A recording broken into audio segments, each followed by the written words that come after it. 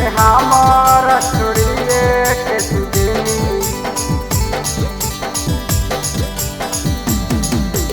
भेजन नहीं एको सना देशवागे।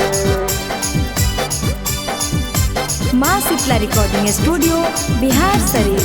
आगे हमारा छोड़िए के तुझे ही ससुररिया भेजन नहीं एको सना देशवागे। आगे हमारा छोड़िए के तुझे ही ससुररिया भेजन नहीं एको सना देशवागे। आज तोरा निक लगा हक ससुरा के पनिया हमारा निक लगा परदेशवागे। आज तोरा निक लगा हक ससुरा के पनिया हमारा निक लगा परदेशवागे। आगे हमारा छोड़िए के तुझे ही ससुररिया भेजन नहीं एको सना देशवागे। भेजन नहीं एको सना देशवागे।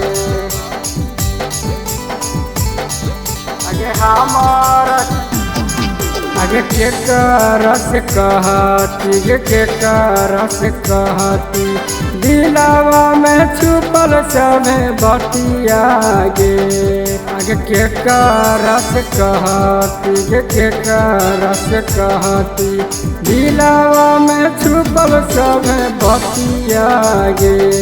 आगे छूटी गेलौ प्रेमा आगे टूटी गेलौ प्रेमा छूट गेलौ बचपन के संगतिया गे।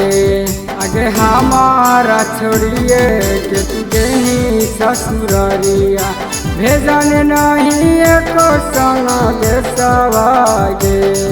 आगे हमारा छोड़िए के तुझे ही ससुररिया भेजन नहीं एको सना देशवागे।